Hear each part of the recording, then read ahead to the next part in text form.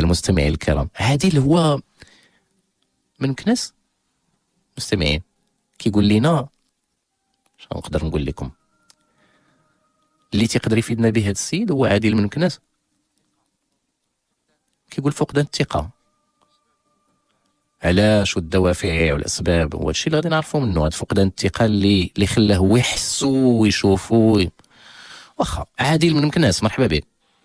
السلام عليكم ورحمة الله أخويا مصطفى. مرحبا بك اخويا عادل.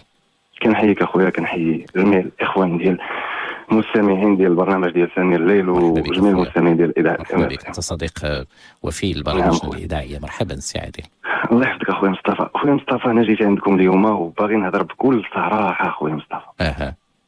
بكل صراحه، واي سؤال سالتيني عليه غادي نجاوبك بمنتهى الصراحه. مرحبا اخويا عادل. كنعاني اخويا مصطفى واحد المعاناه كبيره بزاف ما علم بها الا الله تعالى. لا اله الا هو سبحانه الوحيد الاحد الفرد الصمد. خويا مصطفى اول حاجه كيف ما كتعرف معاك عادي من مكناس. اييه اخويا. 36 سنه. اييه. انا واحد الام ديالي. اييه. وكنعمل في التجاره، وفي هاد الكورونا هذه هي راه توقف داك السوق اللي كنعملوا فيه. اييه. والمهم كنزاول مهن اخرى الان بين ما يفرج الله تعالى. اييه. ونعاودوا نرجعوا للعمل ديالنا ان شاء الله يا ربي يا ربي يا ربي يا ربي صوب الحال. خويا مصطفى كنت هضرت معاك في 2016 ولا، وكنت حكيت لك على الخطوبه الاولى ديالتي. اييه. كنت لي قلتي لي باللي الوالده كانت باركات في هذه الخطوبه وكان. اييه خويا. اييه مازال كنتفكر اخويا. وكنت اخويا مصطفى وكانت مشات الوالده واخا هي كانت شويه في وضع صحي وداك الشيء هذا، مشات باش تخطب معاك. مشات كله باقي عاقل عليها. ما كنتش اخويا مصطفى مصارحه بواحد الحاجه. اييه. هي راه الان غتسمعها لاول مره. نعم. لحقاش راه حتى هي الان حدايا. نعم. لانني كنت تلاقيت مع هذيك البنت غير صدفه عبر الهاتف. وهذيك البنت ما بعيداش علينا بزاف، هي في النواحي ديال مكناس، بعيده علينا بواحد 30 كيلومتر. المهم كنت تلاقيت مع هذيك البنت، وهذيك البنت المهم عطيتها الشروط ديالي انا، وقلت لها بزاف ديال الحاجات هكايا، وهي قالت لي انا موافقه على اي حاجه. حاجه. شنو هي الحوايج مثلا اللي قدرتي مثلا اول حاجه تعاقد انت وياها معاها وانتم بغيتوا تتزوجوا؟ اول حاجه الشرط الاول والاساسي هو الام ديالي. ما يمكنليش نمشي ولا نفرط، ولا زعما ماشي نفرط، زعما ما يمكنليش الام تبقى معايا فين ما مشيت. فين ما مشيت الام ديالي غتبقى معايا. اييه. وانا واخا ندير معاك 20 ولد وتقول لي انا بغيت نعزل على امي، غادي نتفارق معاك، لحقاش انا الام ديالتي ضحات عليا حياتها كامله، وما غاديش نقدر نجي حتى لاخر مرحله ونتخلى عليها. هذه قناعه عندي راسخه في الدماغ ديالي اخويا مصطفى، ما نقدرش نغيرها ولا شي حاجه تجي زحزحها من القلب ديالي ولا الدماغ ديالي. اييه. المهم هاد البنت هذه شنو كتقول لي؟ في الاول قالت لي بانني انا موافقه على اي حاجه. شحال فكرني كان في عمرها خويا عادل؟ في ذاك الوقت في 2014 اخويا مصطفى كانت عندها 21 سنه. كانت عندها 21 سنه. وانا قلت لك كيف ما جيت غادي نهضر مع خويا بمنتهى الصراحه. اللي بغى يلومني ما احنا الا بشر. احنا ماشي كلنا خطاء وخير الخطاؤون التوابون. وماشي حنا في حاجه كاع للوم، لانه على كل حال حنا مصاحبين هنايا واصدقاء. باش اخويا مصطفى انا جاي باش نصارح ونقول كل شيء اللي عندي. باغي نلقى حل. تماما. واخا سيدي. باغي نلقى حل. واخا سيدي ان شاء الله. المهم اخويا مصطفى هاد الدريه هذه هي كنت دوزت معها تقريبا واحد الاسبوع اللي كنت دوزت معها. هضرت معها هكايا، مور داكشي قالت لي بان الاب ديالها راه خدام في واحد المدينه اخرى اللي هي سطات، بان الام ديالتها غتمشي لعنده وهي غتجي لعندي. وكنا تلاقينا. هذاك الشيء ما كان. المهم جات لعندي اخويا مصطفى. تلاقينا في واحد الحديقه باش المهم تلاقينا في هذيك الحديقه، علما ان هذا الشيء كان غير مجرد نمره ديال التليفون. وهاد النمره ديال التليفون واش راها غلطات، وهي ربما الله اعلم موالفه كدير هذيك القضيه. هذه ربما انا كنعاود لك دابا غادي غير الاولى من موراها غادي يوقعوا علاقات، ماشي وحده ماشي جوج ماشي 10 ماشي بزاف اخويا مصطفى. هذه غير البدايه.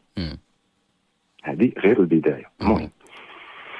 المهم هذيك الدريه تلاقيت معها هذاك النهاريات اخويا مصطفى، وفي هذاك النهاريات كانت شي حاجه. وهاد العلاقات اللي تكلمتي عنها واش هادو تجارب عشتيهم انت من ورا ديك التجربه اللي عشتي معاه؟ لحقاش هذيك التجربه غتاثر ليا في حياتي. كنت تما الانسان على هدى من الله غادي في واحد الطريق قيم مزيان.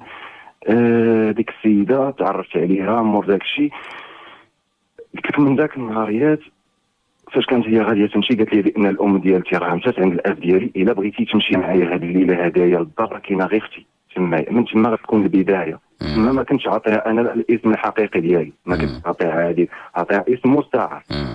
يعني كما كنقولوا من اللحظات الاولى بدا هذا التداخل كاع بيناتكم، وصلتوا لهاد المداخله هكا. انا تما كنت الدريه مازال ما عرفت فيها حتى شي حاجه، ما عارف عليها حتى شي حاجه، ما عرفت داكشي ديالها. المهم مشيت معاها تما كاين جلست معاها. مهم تما كاين فاش وقعت شي حاجه ربما من بعد انا اللي فاش بقيت نقول هذا وليت كنحس براسي غير طبيعي، وليت كنحس بواحد الانجذاب ليها اكثر وبواحد الحق. خصني غير نشوفها، خصني غير نشوفها باي طريقه، ما لا خدمه لا حتى شي حاجه، غير نمشي تابعها هكايا وصافي. هكا في ظرف تقريبا ماشي في ظرف شهر ولا هذا هو ديك الوالده ديالتي مشينا خطرناها. في ديك الاوقات تما كاين اكتشفت عليها بان السيده غير ذكر، غير ذكر. ومع ذلك على كل حال انت الوضع اللي كنتي فيه ما كانش على كل حال ما نعم نعم اخويا مصطفى، قول لي اي حاجه نتقبلها من خويا. انا ماشي لوم غير هو ملي كنوليو في هذه المساله ديال اكتشاف وداك الشيء واللي خلاك تكتشف، يعني هو هذاك انت ذاك العالم اللي دخلتي ليه للاسف. لا فاش اخويا مصطفى صراحه فاش دخلت انا هذيك هي البدايه. فاش دخلت لتما كنت واحد الانسان مازال ما عنديش المعلومات على هذا الشيء هذا، هو على ذاك العالم نهائيا.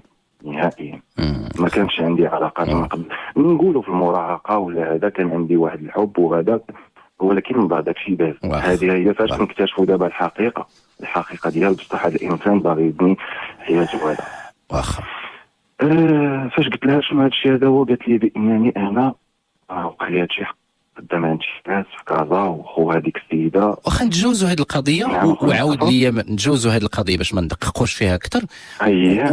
وحكي لي يعني واش من بعد صريتي انكم تبقاو يعني تمشيو توليو مخطوبين باش نوصلوا معاك؟ مشينا اخويا مصطفى، مشينا ديت الوالده ديالتي من بعد شهر ديال الكلام ديالي انا والبنت. كتسمعني اخويا مصطفى؟ كنسمعك السي عادل. ديت الوالده ديالتي ما فراسها حتى شي حاجه، ما هادي لا هادي. المهم لقاتنا الاخت في الطريق باش هزت معنا داكشي اللي كنا دايرين ديال الخطوبه داكشي. الوالده ديالتي شافت البنت قالت لي واش هي هادي؟ هي قلت لها لا. شافت هذيك اللي تعرضت ما عجبت الوالده ديالتي، قلت لها لا ماشي هي هادي. فاش وصلنا تعرضت لينا البنت في الباب، شافتها الوالده، دخلنا حطونا هكا كنا في الصالون وداك الشيء. هضرت معايا الوالده غير بشويه قالت لي ولدي انا هذا الشيء راه ما باينش ليا فيه. علاش مثلا عيراتها من ولا زعما شنو اللي خلاها؟ ربما احساس، ربما كيف ما قلتي عيراتها، ربما لا باش لانه هذا عيراتها باش شنو اللي خلاها مثلا الوالده تصدر حكم مسبق بانه هذا الشيء ما منوش؟ قالت لي البنت كتبان ليا خفيفه، هذا الشيء هذا هو الكلام اللي قالت لي، هذا هو الكلام. المهم قلت لها انا تما كاين، انا قلت لك راه صافي عندي واحد الحرقه، ما قلت لها شوفي انا اللي غادي نتزوج بها ماشي انت هكايا. قالت لي ولدي بغيتي الله يسخر لك. هذاك الشيء اللي كان.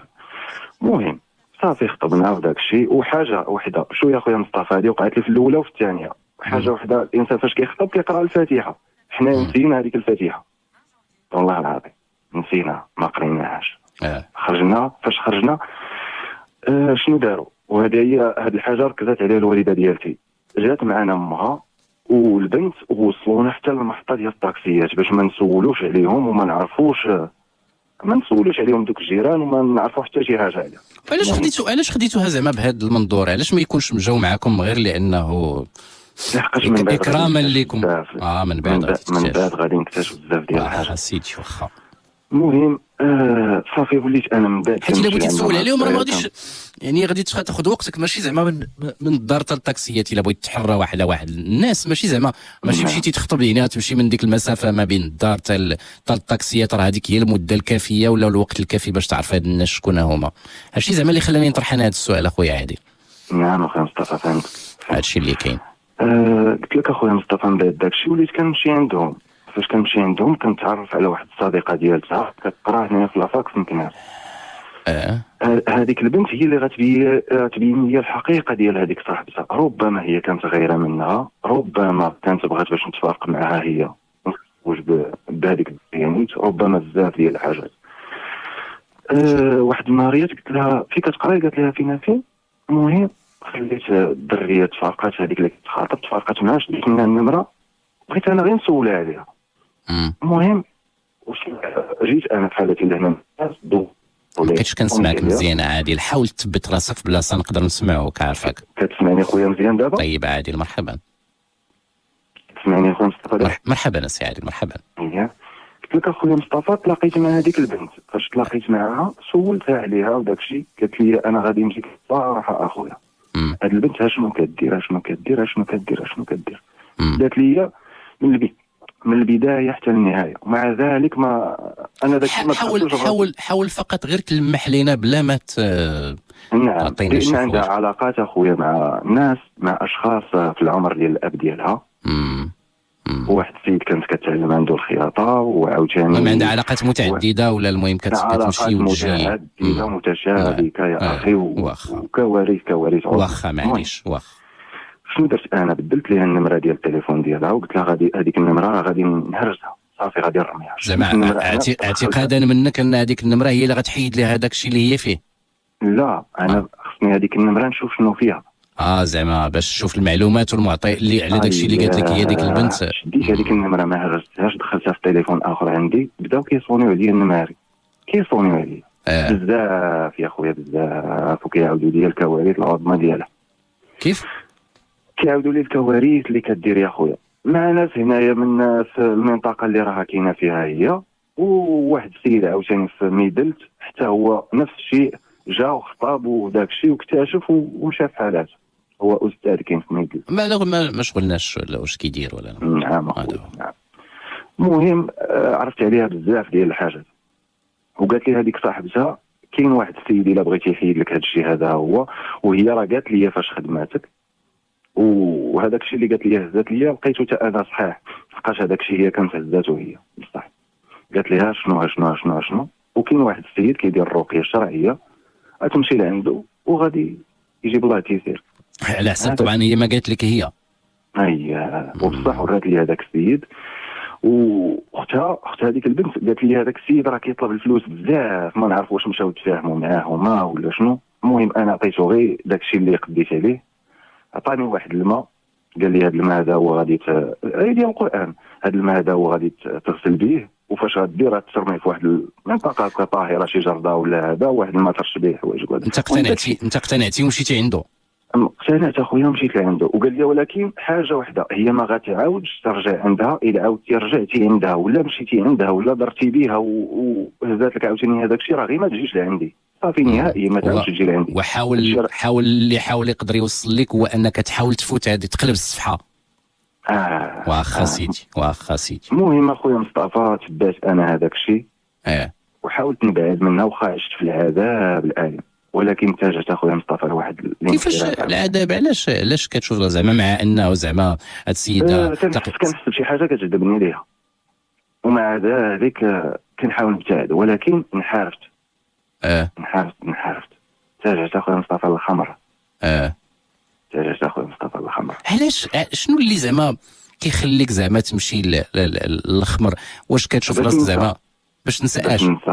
باش ننسى هذيك البنت كنت اتجهت للخمر باش ننساها. فاش مشيت اخويا مصطفى للخمر دخلت لواحد العالم اخر عاوتاني، واحد العالم اخر، وليت كنبدر في الفلوس، كنضيع في الرزق ديالي، كنضيع عرفتي، ماشي ضيعت فيها فلوس صحيحه يا اخويا مصطفى. وتما كاين عاوتاني ولات عندي علاقات اخرين، تعرفت على بنات اخرين من خلال الفيسبوك، من بزاف ديال الحاجات، من ناس من هنايا وحده مورا وحده كتعرف معاها هذه هي، وهي باقي كتواصل معاها يعني وسط هادشي كله كتواصل معاها ولا شنو؟ ولا ما كان؟ لا صافي هي انقطعت عليها. ملي قال لي الا رجعتي عندها راه غادي يرجع لك هذاك الشيء تدير وهي ما بقات سولات فيك، هي ما قلبات عليك، ما سولات فيك ما حتى حاجه؟ قلبات عليا صافي، بلوكيتها من الواتساب، بدلت هذيك النمره، قلبت كل شيء صافي، انقطعت هضرت مع باها كي ما تعاودوش الضروريه بنت كاع شنو كتسوى شنو كاع لهاد الدرجه. صراحه نيشان هكا. المهم صافي انقطعت هذا الشيء. هذا هو في 2014 اخويا مصطفى. في البدايه ديال 2015 كنعقل، كنت هكايا كان في واحد الليله كنت كنشرب في واحد الحال. واخا المهم كنتي المهم عرفناك في الحال اللي كنتي فيه. وكانت عندي واحد الاتصال مع واحد البنت في اسفي. هذه كنت كنهضر مع بنت ظريفه الله يعمرها سلعه الصراحه لحد الساعه وما وقعت بيني وبينها حتى شي حاجه زعما. وانا غير كنعاودك على ديك الليله والمصائب عاوتاني ديال الخمر شنو كدير. كيف؟ قلت لك المصائب ديال الطريق ديال هذا الخمر عاوتاني فين كتقود الانسان كتقدر توصلو. المهم هذيك الليله جالس تماكين في هذيك الحانه، وصلت لواحد المرحله من السكر. نعم. صونيت على هذيك البنت، لا انا راه غادي نشد الكار وغادي نجي عندك الاسف في هذه الليله هذه، غادي نشد الطريق مع 2:30 ديال الليل في الصباح راه غتلقاني تما في اسفي. البنت عيانيتها ما عارفه على سكران ولا حتى شي حاجه. المهم مشيت انا. جيتي زعما هاد البنت اللي عرفتي قلتي لها راه بغيت نجي نجيب دارنا نخطبك ولا شنو قلتي لها؟ لا خصني غنمشي نتلاقى معاها نشوفها اولا. غنشوفها اولا. بلاتي حتى هي اول مره كتشوفها. اول مره كنشوفها كنشوفها بحال المراه الاولانيه. بحال الدريه، ولكن هذه صراحه الله يعمرها اخويا مصطفى ما زعما صراحه ما شفت منها حتى شي حاجه خايبه. وإذا كانت شي حاجه ولا هذا ما اكتشفتش انا بعدا حتى شي حاجه. المهم تلاقيت معها في المحطه. انا غير نعاود لك شنو وقع. المهم اخويا مصطفى مشينا، وصلت للكار قطعتها. دابا انا اللي كنلاحظ من الكلام ديالك زعما اسمح لي بزاف، حيت حنا دابا الحمد لله راه سنوات مع بعضياتنا وحنا اصدقاء. نعم خويا مصطفى. دابا جاني وانا كنسمعك دابا قلتي واحد الجمله في شكل كتبان ليا بحال مثلا قلتي ودي هاد السيده الله يعمرها، يعني جوج حوايج بانوا لي انا ما متناقضين، ما قدروش يدخلوا لي لراسي. لا لحقاش خليني نقول لك علاش. الانسان كتهضر معايا بواحد الكلام مزيان وما دخلناش في شي سميتو، هذا هو بعدا. والسبب باش غادي نفاصل عليها هو ان التليفون كان تسرق لي. انا مازال ما سولتش اخويا عادل. خليني نشرح لك الفكره اللي بغيت نقول لك، حيت هذه ماشي عندك انت اخويا عادل، تلاحظوها عند بزاف الناس. دابا مثلا قلتي لي الله عمرها دار، وفعلا قلتي لي نورها ولا كانت كدير شي حاجه. انا ما الله يعني الله اعلم. بلاتي حنا غنوصلوا لهذا. وخليني نشرح لك عافاك حيت راه دابا راه بين الحوايج اللي راه في واحد الاتجاه ايجابي راه هو اللي صعيب وخايب وقاصح. هذه ماشي تنقولها لك، تنقولها لبزاف الاخوان.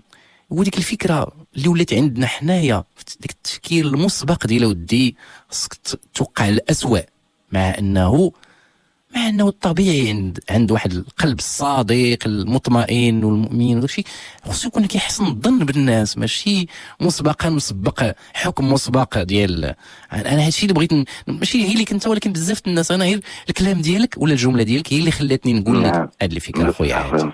انا متفق معك اخويا مصطفى. دائما علينا باش نكونوا نديروا واحد حسن الظن هكا. ولكن اخويا مصطفى. نعم اخويا.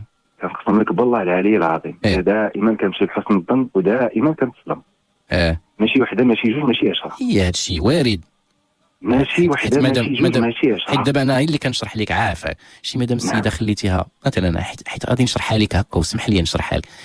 فرضا هاد البنت دابا هي تعاملات معاك الله يعمرها دار، قبلها حتى كلها تكلمات معاك بتعامل ديال بنات الناس اللي قلت لك وديها انا وها كيفاش وان شاء الله يكون خير وداك الشيء، وشتي داك التعامل يعني انسانه محترمه مسبقا. خليها هكاك، حيت دابا بعض المرات راه ديك اساءه الظن بالناس وداك الحكم المسبق اللي كنصدروا عليهم.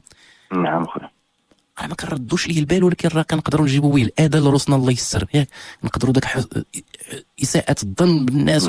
لو وقيله يمكن كدير شي حاجه راه انا غير تعاملات معايا هكاك تقرب مني وديك الساعه تبان لي الحقيقه ديال الا غادي انا بهذه الفكره، ربما هذيك البنت اللي غادي تكون يعني اخلاقها رفيعه ولا هذا، ونكون انا كنصدر عليها داك الحكم ديال اساءة الظن، غنكون كما كنقولوا كنهش في لحمي بحال كنكون كنسيء لراسي انايا، حقيتاش هذيك داك الوزر وداك الاثم ديالها ديتو انا لحقاش مازال ما شفت من الناس حتى شي حاجه. هادشي اللي عندي، هذه الفكره اللي بغيت نشرح لخويا عادل. بصح خويا مصطفى. مرحبا خويا عادل. المهم اخويا مصطفى، اول حاجه مشيت كيف ما قطعت في الكار تماكين، وصلت للبلاصه باش غادي نجلس، كان تما داك الكار عامر عامر، ما بقاتش في المكان فين غنجلس انا، لقيت بلايص خاويين. نعم اخويا. انا في حاله سكر. اييه. المهم لقيت بلايص خاويين تما، شي واحد حاط معلم شي بلاصه حط فيها شي حاجه هكايا، جلست فيها. جا قال لي بلاصتي هذه، ما بلاصتي هذه، صدقنا كندابزو انا وياه. جا هذاك المرافق ديال السائق اللي في الحافله تمايا، قال لي يا خويا نزل انت غدير لنا الفوضى هنايا، صافي نزل خرج هكا هما فلوسك صافي سير في حالاتك. المهم بقيت كنرغبو داك الشيء، شد هذيك الفلوس قال لي بغيتي تجلس، قلت غير هنا في هذيك الدرجه هذيك هكا في الارض. ما كرهتيش راسك ديك الساعات؟ في حالة سكر اخويا. في حالة مازال ما صحيش على راسو. وشوف الكارثه اللي غتوقع لي لا غد. الكارثه اللي انا جايك ليها. انا معك اخويا. المهم اخويا مصطفى صافي وصلنا هكايا، صافي داني الناس. المهم بقيت هكاك متكي على ركابيه، داني الناس هكايا حتى وصلنا لكازا. فاش وصلنا لكازا المحطه ديال ولاد ديان تما كاين. جا لعندي هذاك، نزل شي واحد جا عندي قال لي جي شد بلاصتك. بقيت جالس تمايا حدا واحد السيد. المهم حنايا عاوتاني غاديين هكايا والحال كيصبح، وداك السيد كيوريني هاد البلاصه فين، هادي براكه الراضي، هادي 3 بوقدره، هادي دوك المناطق المهمه في الطريق ديال اسفي. كيوريني هاد سميتو هاد البلايص اللي قلتي لنا كلهم دابا في الاقليم ديال الصويره ديال سيدي اسماعيل هاديك دا. المهم كيوريني داك الراجل هكا علانيته، راه ما عارف لا انا كنت في حاله سكر ولا حتى شي حاجه. المهم تيوريني حتى وصلنا خويا مصطفى الاسفي. فاش وصلنا لتمايا صونيت على الدريه قلت لها انا راني وصلت. بقيت جالس تما في واحد المقهى في المحطه ديال اسفي. دوزت تقريبا واحد نص ساعه، كتجي عندي واحد البنت لابسه واحد اللباس محترم هكايا، جات لعندي جايبه في يديها واحد الهديه بسيطه. قالت لي هدايا غتديها الام ديالك. المهم تلاقينا جلسنا تما كاين، ما هضرنا تفاهمنا على بزاف ديال الحاجات. صافي جيتي للدار. صافي غادي نجي. هذا الشيء هذا هو كامل غير في ديك المقهى اللي في المحطه. ديك اللقاء اللي كان بيناتكم، وداك الكادو اللي عطات الوالده وداك الشيء كلشي داك الشيء مهم. صافي السلام عليكم السلام عليكم، مشات حالتها وانت قصدتي الطريق. زيد السيد بقينا على الاتصال وهذا هذاك الشيء اللي كاين. ركبنا اخويا اسماعيل، ركبت في الكار، شريت كنعقل شريت واحد ميلفاي. انا سميتي اخي عادل، وانت سنوات كتعرف بان سميتي مصطفى، ما عرفت كيفاش تبدلتي لي السميه هاد الليله هذه. يا اخي معليش اخويا مصطفى سبحان الله. معليش اخويا معليش. لا حول ولا قوه. عرفتي راه كنهضر معاك اخويا مصطفى، الله يا ودي والله العظيم اخويا مصطفى كنهضر معاك وراه متاثر وباغي دابا نوصل للموضوع ديالي. مرحبا بك. لا مرحبا بك. الثقه هذه وانا باغي نتزوج. انا معاك. ودابا ما بقاش عندي انا الثقه في البنات ولا في هذا نهائيا. راه كنهضر معها هي الام ديالي، نقدر نعطيك تهضر معها دابا وتقول لك هذا الشيء هذا هو اللي كنعاني منه. هي كتحاول باش تزرع لي هذيك الثقه وترد لي هذاك الشيء، ولكن والو. هي دابا قبل ما نهضر معاك تقول لي خصك تغير هذا الشيء هذا. وانا ما قادرش اخويا عادل. انا معك حنا وجميع المستمعين كلنا كنسمعوا اخويا مصطفى. المهم قلت لك شريت هذاك الشيء شي حاجه اللي غادي ناكل هكايا وطلعت في الكار. فاش وصلت اخويا معايا ركبت في الكار، كنت لابس واحد الجاكيطه هكايا، وكان الحال تقريبا بحال هكايا في شهر 2 ولا شهر 3 ولا بحال هكا. خويا بحال هكا زعما الحال بارد، ماشي سخون ولا هذا. كنحس بواحد الحراره في الجسم ديالي، حراره مجهده، والقلب ديالي كيضرب. هادشي وصلنا لزاويه سيدي اسماعيل بالضبط فين غادي يوقع لي هادشي هذا. والقلب ديالي بداو النبضات ديالو كيضرب بواحد السرعه قياسيه. عييت ما نكتم داك الشيء، عييت ما هذا. في الاخر بقيت صافي بديت كنبين داك الشيء، بداو الناس كيتجمعوا عليا في الكار تما كاين. بدا كيجيني واحد ضيق التنفس. كنحس بواحد الصفير في الاذنين ديالي. واحد الضبابه كتجيني على عينيا. صافي الموت. بس زادوا خلعوني هذوك الناس اللي تما، بقاو كيقولوا لي شهد. كنقول لهم انا ما بغيتش نموت في ديك الحاله هكايا. واش الانسان بيت سكران والصباح هكايا الله يحفظه ويمشي في هذيك الحاله. ما بغيتش. صافي تخلعت.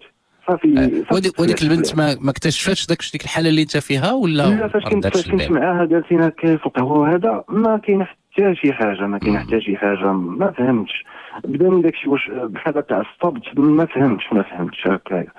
جاني داكشي المهم هكايا. بقاو عليا الناس شهاد، هما كيقولوا لي شهاد بحال كيزيدوا عاد يخلعوني. صافي عاد كتزيد ديك الحاله ديالتي هكا. المهم بقينا خويا مصطفى غاديين من تما كاين حتى وصلنا قربنا سميتو قرب من الخميس الزمامره واحد البراج كاين تمايا ديال الجندارم.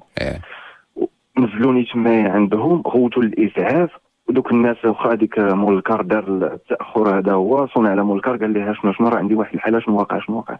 المهم هذوك الناس الله يعمرها سلعه، هذوك الناس ديال هذيك المنطقه وبالاخص ديال هذاك اسفي وخميس الزمامره وهذوك الله يعمرها سلعه اخويا مصطفى الله يعمرها دار. هادشي اللي انت عشتي وجربتي معاهم. اخويا الله يعمرها دار. هذوك الناس زعما صراحه يتعاملوا معاك كيطيحوا على بنادم هكا وشايفين بنادم براني، وهذا واحد الله العظيم اخويا الناس اللي تعاملوا معاك ياسي بزاف.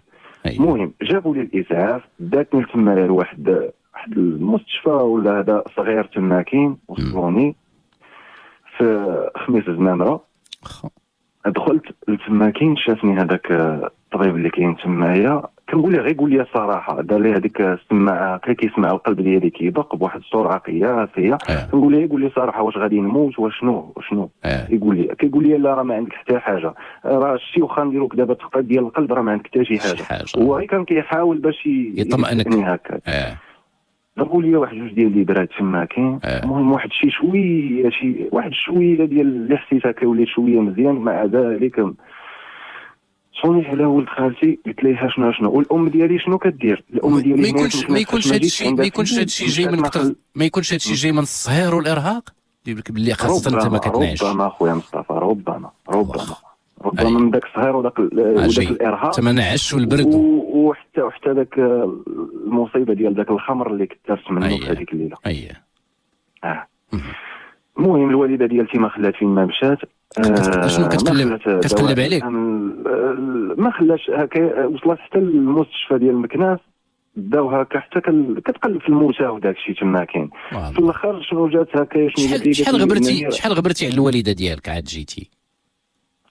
فاش مشيت لعند هذيك البنت ديك الليله فقط، والنهار الاخر جيتي في الطريق، ولكن في الطريق راه دوزتي يعني تقول لك الابره في السبيطار وخرجتي مشيتي كملتي الطريق ديالك؟ ما كملتهاش اخويا حتى تقريبا حتى العشيه هكاك. وقف معايا عاوتاني تمايا واحد، رجعت لهذاك البراج اللي تمايا. كتسمعني اخويا مصطفى؟ نسمعك السي عادل. رجعت لهذاك البراج عاوتاني تعاملوا معايا دوك الدرك بواحد المعامله طيبه الله يجازيهم بخير حتى هما. شدوا لي واحد الطاكسي حتى وصلتني للمحطه وشديت الكار ديالي وجيت عاوتاني لهنايا لمكناس. فاش جيت لمكناس لقيت الام ديالي في واحد الحاله يرتالة مخلوعه وبزاف ديال الحاجات، وشافني عاوتاني انا.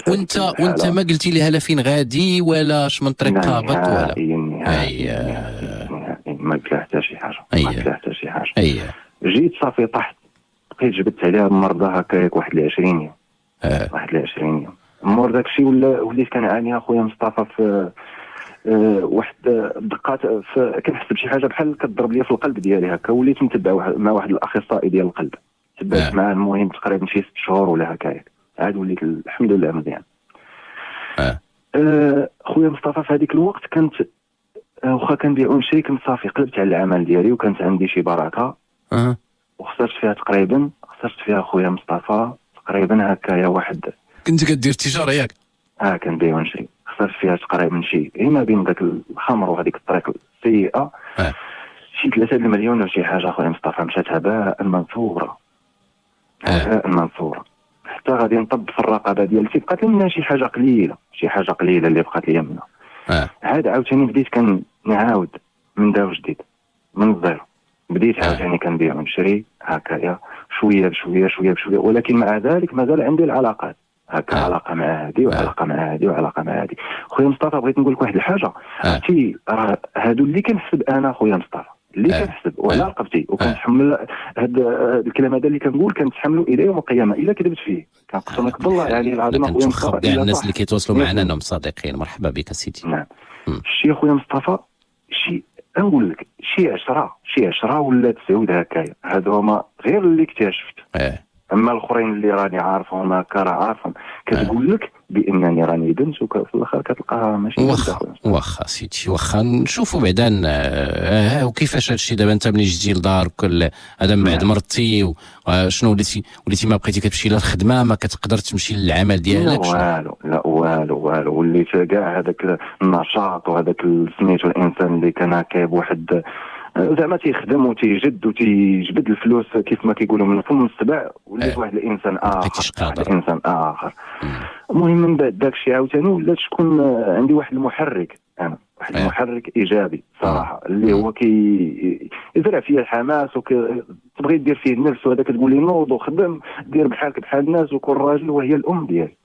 هي الام ديالي وعاودت جمعاتني غير من هذاك الرقابه القليله اللي بقات لي ديال راس المال. عاوتاني خدمت بها وليت وتاجرت وليت بخير، وبها باش شريت هذه الدار هذه اللي كنهضر معاك فيها. نعم. هذه الدار هذه راه شريتها العام اللي فات. نعم. في شهر 11 ديال العام اللي فات. اييه. المهم اخويا مصطفى وليت بخير عاوتاني واحد الانسان هكايا، ولكن اخويا راه قلت لك هذه كثرت العلاقات هذه هي اللي كتكتشف بان بنت كتهضر معها وهي راه كتهضر مع وحدين اخرين، وكتقول لك انا كنهضر معاك غير انت.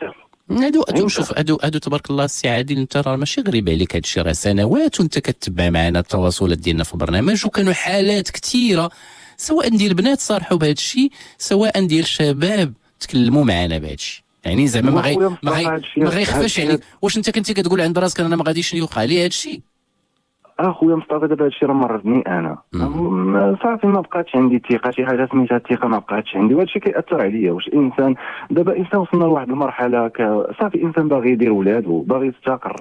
ولكن ما تنساش، شوف السي صديقنا يا اخي عادل، هادشي اللي انت كتكلم عليه ديال فقدان الثقه اللي مثلا كتكتشف فيه الخذلان ديال هاد البنات، ولا مثلا هاد العلاقات ديالهم، ما تنساش انت ما كتعرف هاد العلاقات الا لانك دخلتي معاهم في علاقه. يعني داكشي اللي انت غادي تعاتبهم عليه خصك تعاتب عليه راسك قبل ما تعاتبهم عليه. ولكن هنا انا ماشي تنقول لك خصك تلوم راسك باش تعقر راسك، لا من حق هذه راه كاينه الشيء. راه الانسان الا لام راسو على واحد الحاجه خايبه دارها راه حاجه مزيانه، راه حتى في القران والنفس اللوامه.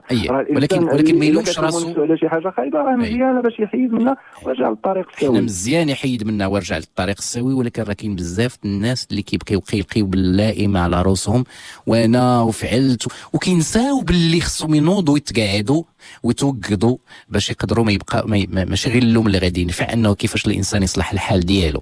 انه هاد العلاقات اللي انت دخلتي فيهم بصح يعني كان عندك واحد الخوا في الحياه ديالك، اللهم ما كان من الوالده ديالك كنتي كتعيشوا واحد الوقت، يمكن عرضتي التجربه الاولى قلتي صافي راه يمكن التجربه الثانيه غتجي، ولكن راه يمكن ما تنساش راه حتى هاد البنات اللي صادفتي انت راه صادفتيهم الا نقولوا هذا الشيء اللي وقع بينك وبينهم عن سوء اختيار ديالك، يعني ما تحملش لهم حتى هما المسؤوليه ديالهم.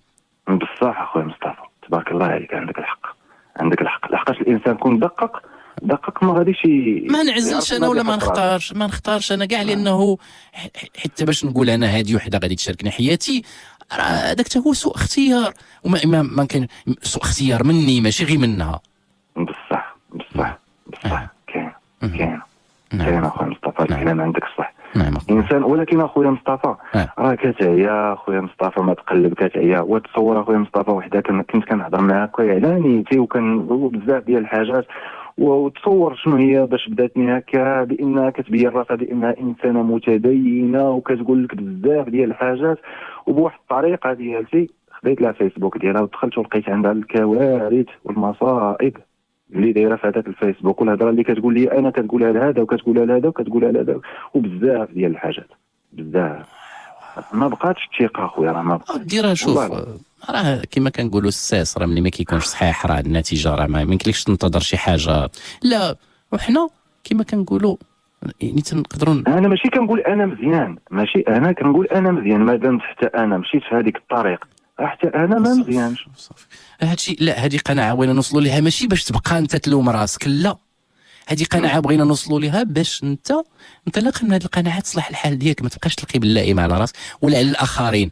الان جا الوقت فين توقد وتعرف السي عادل، وانت صديقنا يعني، وحنا كنا كنتكلموا معك من سنوات. واحد الوقت اخويا عادل انا راه كنت وانت كتعرف هذه القضيه، كنت كتكلم معنا وانت معصب ومضايق انا نقول لك بكل شوف انت خويا. نعم اخويا مصطفى، تكون واحد الحاجه تكون لاحظتيها فيا دابا ملي جبتي هذه القضيه ديال معصب، الا لاحظتي فاش كانوا كيهضروا على العلاقات ديال الخيانه وكنتدخل انا بواحد ذات الاندفاع بواحد هذا في هذوك القصص، راه داك الشيء اللي كنشعر به هو اللي كنقول. شوف ولا كنعاني منه انا ايه كنشوفه في هذيك اللي كتهضر ولا كتقول ولا هي انا هادشي واقع، كله فهمتي؟ حسيته اخويا عادل. وكنت ديما كنقول لك شوف واحد القضيه اخويا عادل، راه اللائمه واصدر احكام على الناس ما عندوش باش يفيد، حيت هذاك اللي عيط لينا ما كينتظرش منا باش نزيدو نقرعوه، خصنا نشدو بيديه.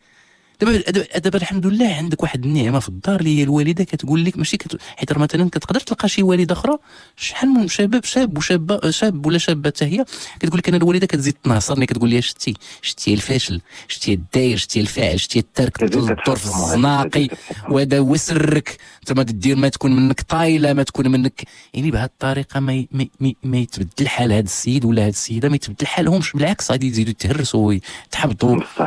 اذا هادو حوايج، هادي واحد النعمه عندك في الدار. واش هاد الحاجه عارف اخويا عادل كنقدروا واحد الانسان الا تعرف على واحد السيده ولقى وبادر مثلا بدر منها شي حوايج اللي ما مزيانينش، وهو كيقلب وسقسى بحال دابا انت قلبتي مثلا صاحبتها كتقول بانك يعني انت صفي نيتك وبني علاقتك على واحد الصدق، وما تقلبش شي حاجه اللي انا ماشي تنقولها لك دابا، ممكن تنقولها بزاف الاخوان كلهم. الا بغيتي تقلب على واحد السيده اللي ترتبط بها انت مثلا من قبل، من حقك انا معاك وتحرى، ولكن باش تقولها بدي ترتبط بها من بعدها مع شوف التاريخ ديالها. دابا مثلا حنا هادشي انت كطيح في احاديث راه كتسمعوا معانا، ما شحال من بنت كتكون ما شاداش طريق مزيانه، ولكن شات تبين وتلفتات لراسها، ولا هو الشاب حتى هو تلفت لراسو وقال له انا اسمح لي هادشي اللي كنت كندير البارح ما عنديش استعداد باش نعاود نرجع ليه اليوم. اذا في هذه الحاله انت خويا عادل ما تحكمش عليا انا في السلوك اللي كان عندي البارح. انا بدا معايا خويا الصفحه ديالك اليوم انا وياك اليوم. بصح اخويا مصطفى، خويا مصطفى اللي بغيت نقول لك انا وهو واحد الحاجه هي النقطه التي افاضت الكأس. نعم اخويا كنقول نعم اخويا. فاش شريت هاد الدار هدايا كنت لقيت اللهم بارك ان شاء الله، نسال الله ان يبارك لك وفيك ان شاء الله يا ربي. الله يحفظك اخويا. وكنت قررت انا والوالده ديالتي اننا بعد ما استقروا غادي تبحث لي، انا بحثت راسي حتى الام ديالي ما كتدخلش في هذاك الشيء، وغادي نشوف الانسانه اللي غتصلح ليا وغادي نتزوج بها. هذاك الشيء اللي كان اخويا مصطفى. نتمنى ان شاء الله تشوف الحال الانسان اللي تصلحوا انت وياها حالكم بجوج ان شاء الله تعالى باذن الله يا ربي. دابا عاد بدينا دابا في الموضوع اللي بغيت نهضر عليه ان شاء الله تعالى خويا. خويا تلاقيت شفت واحد البنت بانت لي واحد الانسانه خجوله. هذا انا اللي حكمت عليه في الاول، ولكن من بعد كنتصدم. واحد الانسانه ديما كحانيه عينيها. فين شفتي هذه البنت نتايا؟ فين شفتيها اول مره ولا كيفاش جات عينيك في عينيها؟ خويا مصطفى كنحاول نتحفظ على شي حاجه لحقاش معليش. المهم قريبه لهاد قريبه لهاد المحيط اللي كنتي فيه. لا اللي فيه الان، اللي فيه دابا واخ اللي فيه قريبه العائله كاع نقدروا نقولوا ولا شي. لا ماشي العائله ولكن من المحيط ديال المقرب المقرب لدوك الناس اللي كنتي كتعرف شحال هذا. لا ماشي هذوك، وانما غير في هذه المنطقه هذه اللي راني فيها الان. صافي واخ هذه المنطقه هذه صافي يا سيدي. المهم هاد البنت هذه انا من النهار الاول اللي شفتها هذه حيد عليا داكشي ديال التفليه ولا سير ولا هذيك البنت من النهار الاول بانت لي صافي للزواج. صافي شفتها انا قلت هذه هي الانسانه اللي غتكون مراتي. علاش من النهار الاول؟ قسما بالله العظيم الا من النهار الاول اخويا مصطفى. لا واخا دابا شوف معايا الشيء اللي عشتي والشيء اللي شفتي، ومع ذلك من النهار الاول حيت القضيه من النهار الاول جواجو بحال دارت لي اخويا غسيل الدماغ هذيك البنت.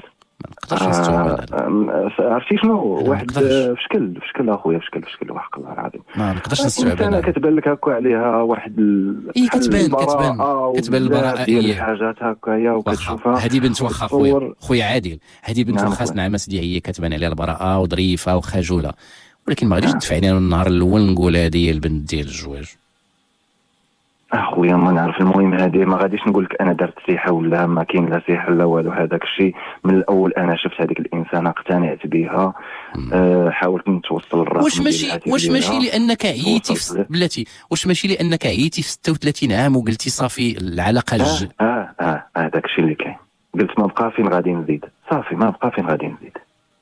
اذا ما بقى فين غادي تزيد راه هادشي اللي كاين. معضله غادي نزيد ساعه سبق زدت في. المهم شفت هذيك البنت صافي بانت لي بنت مزيانه. المهم بقينا هضرت معها في التليفون هكايا، هضرت معها حتى هي قلت لها شنو. المهم في الاول كانت بحال صداقه وهذا، في الاخر صافي وليت المهم كنهضر انا وياها، وليت كنحسب شي حاجه من جهتها.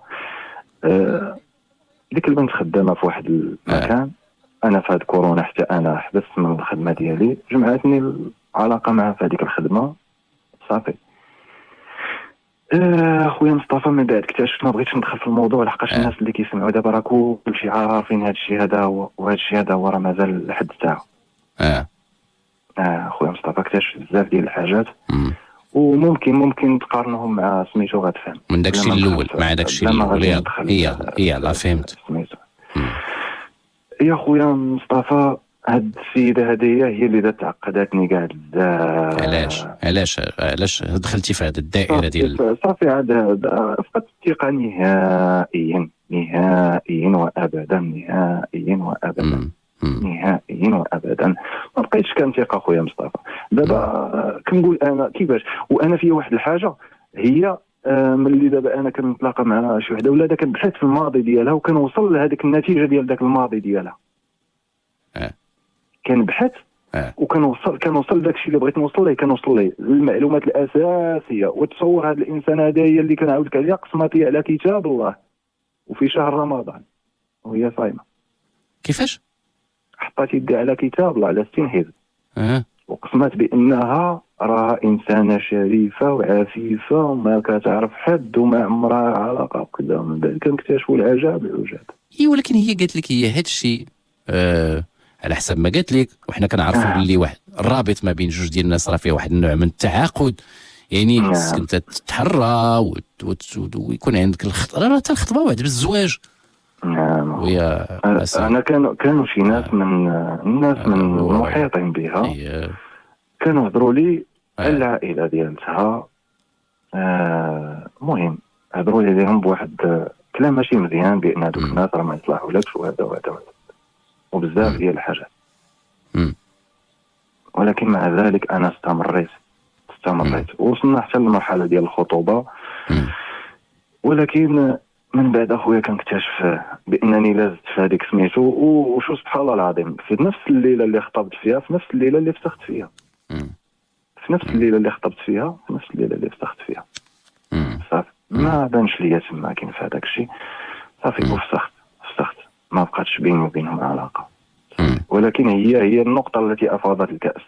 صافي هي اللي بلعت كاع، لحقاش كنت حاط فيه واحد الثقه كبيره. ولكن هادشي راه شوف، هادشي انت دابا كيتعاود معاك، راه ماشي دائما المره الاولى، هادشي كيتعاود كل مره. كيتكرر كل مره. دابا هادشي كنقول انا ما اذا عاوتاني الا مشيت عند وحده اخرى نفس الشيء ما فين غادي نلقى بنت الناس هذه. واش تمشي كيقول لك دابا شي واحد كيقول لك وسير لشي عربيه، سير لشي جبل، سير لشي هذا، وعباد الله راه والو. واش ولات كلشي مسقيه بمغرب واحد؟ راه ما كاينش اخويا مصطفى. وواحد الحاجه اخويا مصطفى كنتمنى ما يسال ليش الرصيد، حيت هذه فرصه اللي نتكلموا معاك حنايا وتخطينا سؤالك وانت تايق فيه. هذه حاجه ثانيه. الانسان فيه الكذوب، هو كيحلف لك على كتاب الله شنو هو شي حاجه مقدسه. واخا دابا عارف اخويا عادل، ما للاسف دابا انا من كنربطوا واحد العلاقه بدون زواج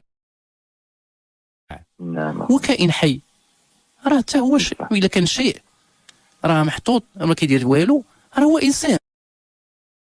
كاين مثلا بزاف الاشياء ما نقدروش الطباع ديالو. ولكن اخويا مصطفى غير يجيك بنادم صراحه يصالحك من الاول، والله اخويا ما تبقى فيا. احنا بشر وكنخطئوا وكلنا خطأنا. شوف الا بغيتي تكون مزيان مع راسك، لا ما تعلقش الشماعه على الاخطاء.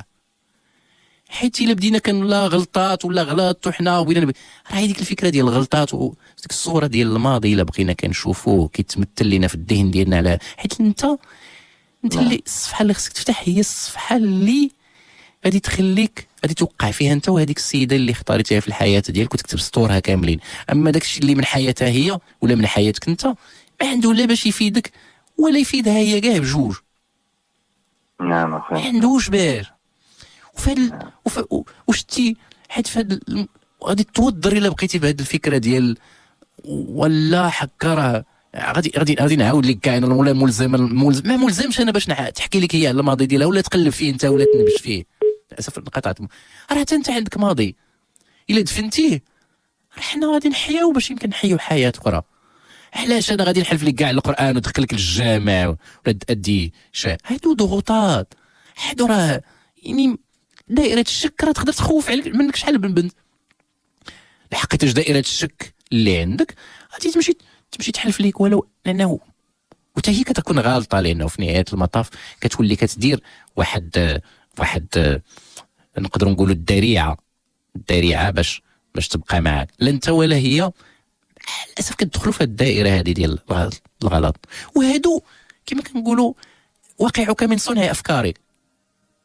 يعني مادام انت يعني كتختار هذه اللي انت كتمشي تقلب عليها وكتصدمك وانت مسبقا عندك فكره مسبقه على انه في الاولى والثانيه راه غتكون بحال هذيك، الثالثه غتكون بحال الثانيه والاولانيه، راه المعضله خويا هو انك كطيح في نفس المرض.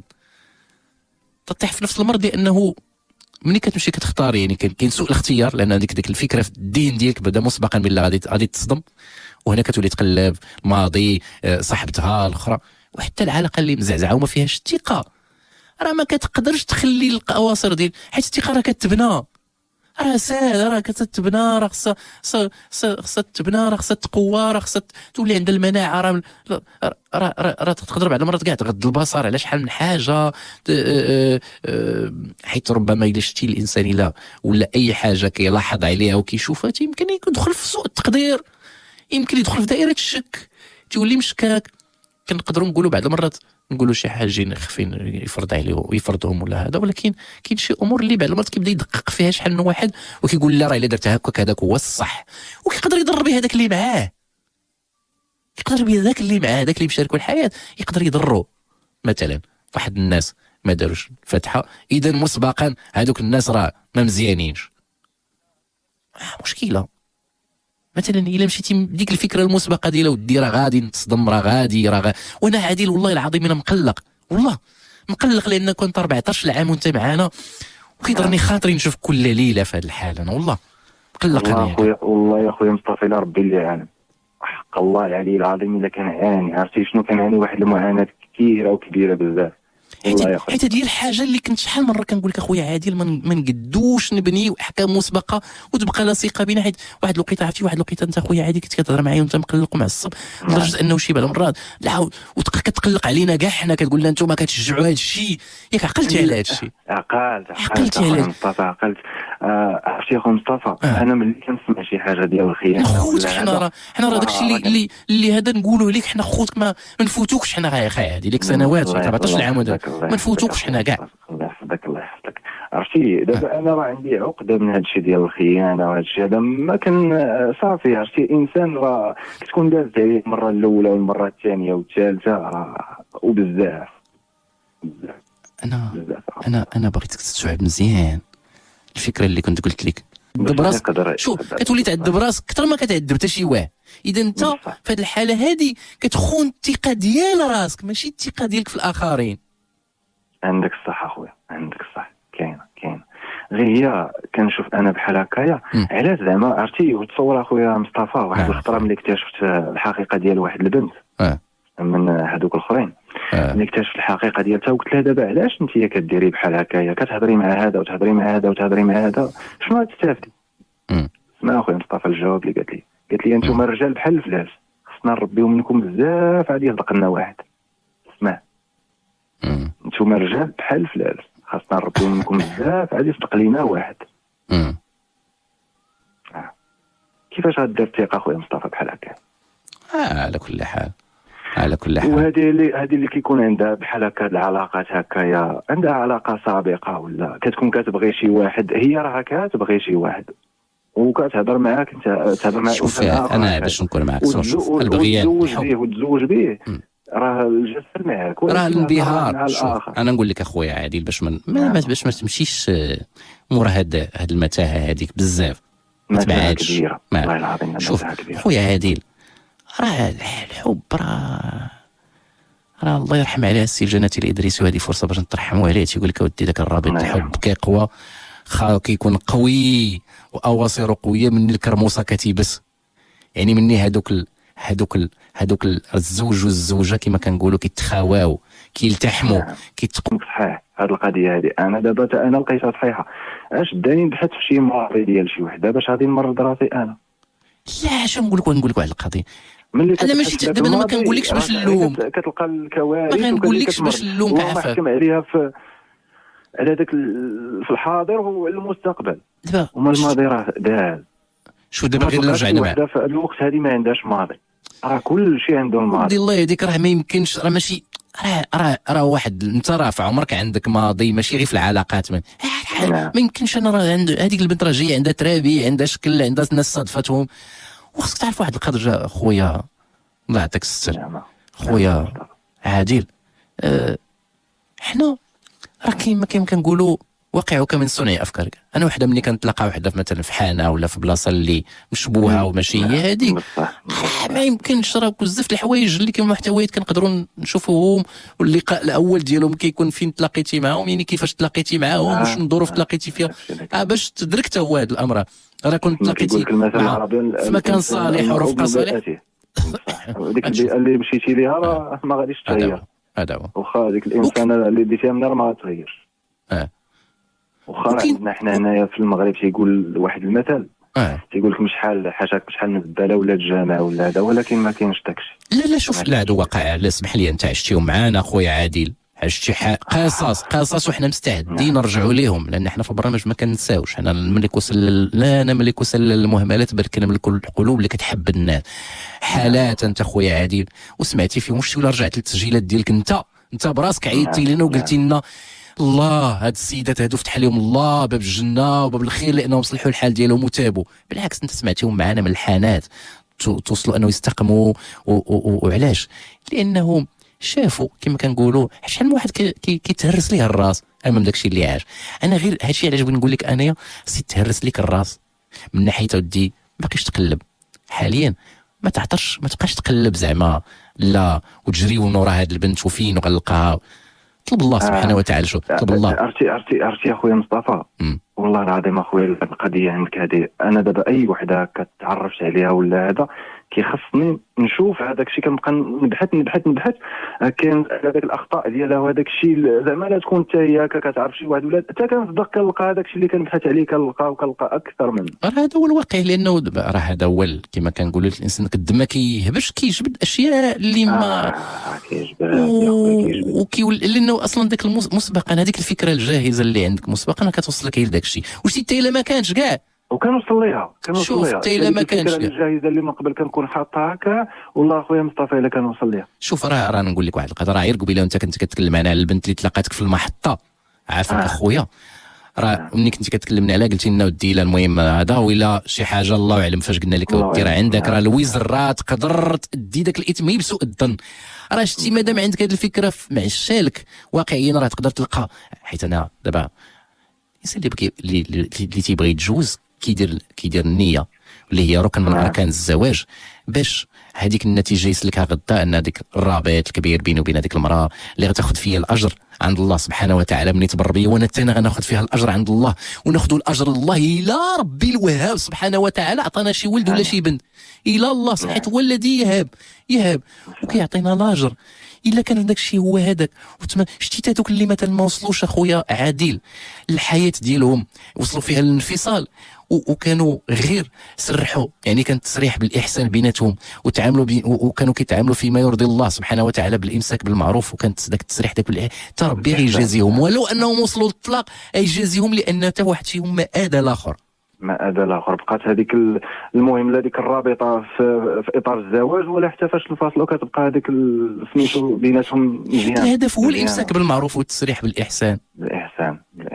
نعم اخويا مصطفى دابا المشكل اللي عندي انا هو ما بقيتش كنتيق ودابا حتى الانسان اللي الاخر اللي كنا بغينا زعما هكا لقينا داكشي صافي داكشي اللي كنتي بغيتي ولا هذا وما لقيتيش كيف ما هو هذاك، وليتي شفتي بزاف د الحاجات وسمعتي وخا هذا حاولت نتاكد انا، ومع ذلك اخويا مصطفى وصلت لواحد النتيجه، في شكل والله العظيم. راه قلت لكم ما كانش من المحيط المجاور ليا ما غادي نقدر نهضر ونقول بزاف ديال الحاجات، ولكن اللي يدوروا في احكام. هذا الشيء هذا هو اللي كاين. خويا عادل، تقبل صادق تحياتي انا الكبيره لك والله. تقبل صادق تحياتي الكبيره لك صديقي عادل. يعني الله يحفظك اخويا مصطفى، وسلم على الوالده بزاف يا صديقي. بالله الله يسلمك وعافاك، ما باقيش ترهق راسك، الله يعطيك الستر، ما باقيش ترهق راسك بالشكوك. الله يرحم لك الوالدين، غادي دير في راسك شي حاله اللي ما نبغيوهاش ليك. نعم عندك الحق اخويا مصطفى. خويا مصطفى غير بغيت نوجه واحد السؤال. نعم اخويا. للمستمعين. نعم واش كاين شي حل باش نقدر نغير هاد الفكره اللي في راسي، بانني ما بقيتش كنثيق في الطرف الاخر اللي هما البنات، ما بقاتش عندي فيهم ثقه نهائيا، والهضره اللي كتقول لي هذه كتقولها حتى الاخرى، واخا هي ما كتعرفهاش، وحده هنا وحده في منطقه اخرى، ونفس الكلام اللي كتقول هذه كتقول الاخرى. ما تبقاش صد على راسك في ديك الزاويه المغلقه. الله يعطيك الستر. شتي حنا دابا حنا كنحاولوا كنخرجوك منها وانت عاود ترجع ليها. نعم. وحاجه اخرى اخويا مصطفى، حاجه اخرى اللي هي دابا كنشوف بزاف ديال البنات، علاش اخواتاتي كتفرطوا في الشرف ديالكم؟ هذيك راه واحد شي حاجه كبيره غاليه عندكم، حافظوا عليها. دابا صديقي امانه عندكم حتى توصلوا للازواج ديالكم. رساله للجميع الشريف. شتي انت اخويا اللي كتكلم معانا، راه انت خصك تستعف. ولي استعفي في الذين امانه حتى يغنيهم الله من فضله. سبحان الغني الحميد. ولكن اخويا مصطفى دابا ولات البنت البكر عندها لا شيء، كتقول لك نفرط فيها. ودي هذا الراجل، على انت اللي مشيتي كتقلب على هذوك، على انت اللي مشيتي تقلب على هذوك مالك بزاف. الله يهديك اصاحبي. راه كنبقاو نردوك، حنا كنبغيو نخرجوك من الظلام كنبغيو نخرجوك من الظلام وانت كترجع ليه مازال. والله اخويا مصطفى ما نكذبش عليك، راه كنتفكر هادشي هذا كنتأزم وكنتألم للاسف. انا 14 عام، انا والله الا كيقلقني 14 عام تبقى في هذه الزاويه المغلقه، كيقلقني بزاف تبقى والله العظيم. ودابا اخويا مصطفى المشكل هي الانسان وصل لواحد السن ما عندوش فين غادي يزيد. راه خصنا تكون عندنا المسؤوليه عادل، راه خصنا تكون عندنا المسؤوليه كاملين، وخصنا ملي نكونوا كنتكلموا اخويا عادل راه خصنا نكونوا مسؤولين، ماشي حيت هي لا. واش شري وانت اللي كتقلب في شرفها ولا في ديك البنت واش عندها ديك البكره ولا ما عندهاش، انت الاول كتقلب على انت في نظرك عفيف. الله يهديك. واش تنقول لك انت، ولكن تنقولها لكل شاب عنده هذه الفكره في راسه، ما يشالي في دماغه. انا لا ازكي نفسي، ماشي كنقول لك انا مزيان. انا ملي كنتكلم معاك كنتكلم مع الشباب اللي عندهم هذه الطريق، حتى انا ما مزيانش. وعلى كل حال ما نعاودوش نرجعوا، ولكن نتمنى تكون التقطي. بغيت شي حل هكايا من الاخوان والاخوات، وبالاخص ناس كبار اللي تكون عندهم تجربه في الحياه يقدروا يفيدونا هكايا، ونتمنوا من الله تعالى يدعيو معنا الى لقينا مع شي شركه ديال الحلال. هذا الشيء اللي كاين اخويا مصطفى، وكيف ما قلتي الانسان فين ما حط راسو كيلقاه. وانا الان دابا عندك من شهر 7 راني بعدت من اي حاجه خايبه، وراني في واحد الطريق مزيان، وكنتمنى من الله تعالى يثبتنا على هذا الطريق هذا هو، ويلاقينا مع داك الشيء اللي بغينا في قلبنا. وكل واحد بغى شي حاجه هكا، شي حاجه مزيانه، الله يعطيها عليك. ياك في القلب، ياك في القلب، ياك في القلب اخويا. وما يقر به القلب ويصدق به العمل، هو انك تطلب الله سبحانه وتعالى لا يوهبك كل الفضل من عنده، ومن الطلب ديالك الله ماشي يخليك تمشي تقلب وانت عندك ديك الفكره المسبقه ديال كتكتشف. عرفتي شكون اللي كيكتشف عندنا في البرنامج حنا؟ الدكتور مصطفى صاحبنا، الدكتور مصطفى العلاوي الجيولوجي اللي كنتي تبعتيه معنا، وانا كنحييه. هذاك هو اللي كيكتشف الاثار ديال زلازل الارض والبراكين، وكيكتشف كيمشي. اما انت راك باغي تاسس حياه، وهذا التاسيس الحياه كما كنقولوا الا ما راس الماء ما طلعتيش ليه ما غاديش تذوق الحلاوه والشهد ديال داك الماء. معنى ذلك الا بقيتي كتقلب في الخز ومن جا وداك الماضي وداك الشيء داك الصخر واشنو جاب وداك الريح واشنو جاب، غادي تبقى عايش في ديك الزاويه المغلقه اللي ما نكذبش عليك اخاي عادل، قلقني بزاف نشوفك فيها 14 عام. وعندك الحق اخويا مصطفى، كنبقى دابا كندور في واحد الدائره مفرغه، كندور ونرجع لهذيك البلاصه اللي بديت منها ونعاود ندور ونرجع ليها. لا باقيش تكتشف. الله يعطيك الصرا اللي خصك تكشف عليه دابا حاليا هو كيفاش. والله هادشي اخويا مصطفى اللي بديت كنفكر فيه. انا كنقول خاصني هذاك الماضي اللي كنبحث فيه ديال اي وحده هكايا، خاصني ذاك الماضي ننساه لحقاش دابا ماشي وحده ماشي جوج ماشي ثلاثه اللي لقيت فيهم هاد المشاكل هادو. راه ما عندك ما دير به، لانه الحياه اللي مفروض خصك تكون مع فيها وانت معاه هي ملي كتكون انت وهذيك المراه جوج ديال الناس. نعم. وهذاك شفت الماضي، شتي الماضي اثناء الحياه الزوجيه الا دبرتوا شي خلاف ولا شي اختلاف ولا كيمكن نتجاوزوا نقلبوا الصفحه على شحال من حاجه، لانه كنقدروا نتقوتوا من ذاك الماضي دوك الحوايجات الزوينين فيه، حيت راه الماضي راه ماشي كله خايب. راه كنقدروا في الحياه الزوجيه نتقوتوا من دوك الحوايجات الزوينين، وإلا صاب الحياه شي روتين ولا شي رتابه ولا شي مشكل في الحياه الزوجيه كنرجعوا نتقوتوا من ذاك الماضي وكنبنيو به الحاضر والمستقبل ديال الحياه ديالنا. هذا الشيء اللي تناقشوا مع الناس اثناء الزواج صديقي عادي. وعندك يا خاي واحد الامر، انت وليتي خايف من عمرك، بحال واحد بغى شي واحد يدير شي كريدي في شي بنكه ولا تيقول لا مشى عليا الحال وخصني نزرب. ما تدخلش ما تمردش راسك بهذا الشيء. الله يرضيك الرضا. الناس راه تزوجات على 45 عام و50 عام. والسي الميمون واش تعرفوا من نادور تزوج على 60 عام راه راجل. هذا الراجل ودار وليد ماشي هرب عليك التران صاحبي، راه باقي الخير صاحبي. 60 ولا في كذا 60 سنه هكا دار وليد. ياك كنجيب ياك شوف ياك كنجيب لك النموذج غير من صحابنا ياك ماشي وحدين بعاد. مصطفى تبارك الله عليك تبارك الله عليك. يرحم لك الوالدين. فما تبقاش تشوف راسك لا ودابا انا 36 وخصني نشوف عاش نقلب باش ما يدركنيش 36 و6 شهور تلقاني مجوج. لا سيدي لا سيدي، لكل اجال كتاب. راه منهم شحال تزوجوا على 19 عام وتزوجوا 3 ديال التزويجات وصلوا 36 عام وعاودوا تزوجوا الزواج الرابع، ولكن تبارك لهم الزواج الرابع. ماشي لان دوك التزويجات خايبين فيهم دوك الناس، ولكن لان بزاف الامور كان فيها يسر، ما كانش فيها يسر في الحياه ديالنا. وربي كما كنقولوا ما يتسد باب، كل شيء بالمكسب وكل شيء بالمكسب لا بيبان ان شاء الله. ولكن عافا خويا مصطفى كنشكرك بزاف وكنشكر كل المستمعين. الله يحفظك اخويا عادل، المستمعين الاوفياء. مرحبا بك اخويا عادل. وكنتمنى كيف ما قلت لك يعطيونا شي افكار رأي ديالهم اللي غادي يفيدنا ويفيدنا بزاف. الله يحفظك. وانا كنقبل جميع الاراء ديالهم كيف ما كان. البناء اللي بغينا حنا البناء، حيت حنا عندنا واحد المنطلق وواحد القناعه خويا عادل، ماشي انت اللي تكلمتي معنا بوحدك، كاين منك عادات ديال الاخوان اللي كنتمنى يربحوا تا هما. بغيت الراي ديال الاخ حسن من الدار البيضاء. حسن اخو حسن الله يرحم الوالدين اللي كتسمع هذا الراجل عيط له. الاخ حسن نسمع الراي ديالو حتى هو يعطيني الراي ديالو وغادي نكون كنسمع ليه. لحقاش حتى هو الاراء ديالو جيده. ياك سيدي وعنده تجربه. سيدي نسمعوا ليه الراي ديالو. وبزاف ديال الاخوان الاوفياء. مرحبا ديالهم اخويا. مرحبا اخويا. اخويا مصطفى كنحييك وكنشكرك بزاف. مرحبا الله يبارك فيك. مرحبا بالغلط الام ديالي سلام. سلم عليها الخير. سلم عليها الخير. سلم عليها الخير. يا مصطفى الله يحفظك ويحفظ لك وليداتك ويبارك لك في الذريه ديالتك ويبارك لك ما تمنيتي لا انت ولا جميع الاخوان في الاذاعه ديال الله يحفظك. بارك الله فيك. سي كمال الله يحفظك. بارك الله فيك. الله يجازيك بخير وعلى الوفاء ديالك وشكرا لك صديقي بزاف على راديو ام اف ام. الوفاء ديالك لكل فرد فيها، وحنا نتمنى ان شاء الله دائما نواصلوا مع اسمعكم. تحياتنا لكل الفيسبوكيين خالد نشاط، عبله العولوي المراني، سي محمد بالبشير السلام عليك حتى انت خويا بالبشير. اخي مصطفى تحياتي طيبه لك ولكل التقنيين. نصيحتي للاخ عادل هي النسيان فالنسيان نعمه انعمها الله علينا لنعيش سعداء. ولكن راه واخا ينسى اخويا، راه خصنا القناعه اللي عنده، راه خصو هادشي كيتكرر عنده، راه ماشي شي صدمه مثلا الانسان محتاج فيها لانه يراجع نفسه ولا يتقوى على ذاك الامر بانه يتعايش مع مرحله جديده في الحياه ديالو. راه عنده هادشي كما كنقولوا مستمر معاه. سي المهدي ودادي، مجيد بشير الصغير، شكرا لك انت خويا.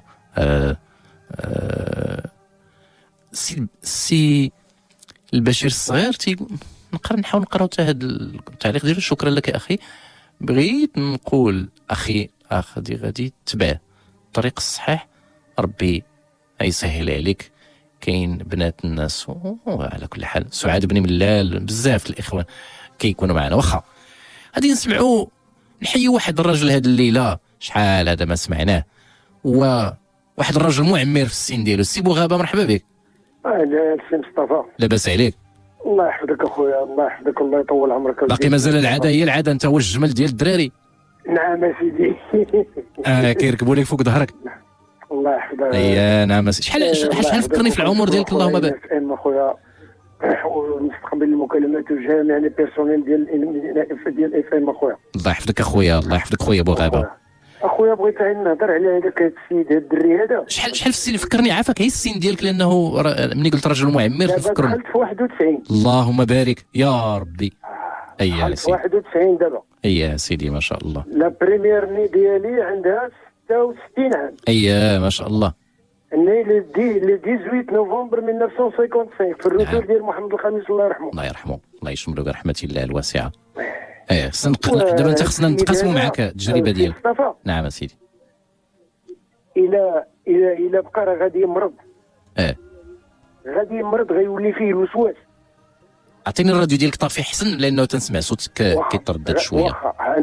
انا معك سي بوغابه. غادي يولي فيه الوسواس. خصو يترجل.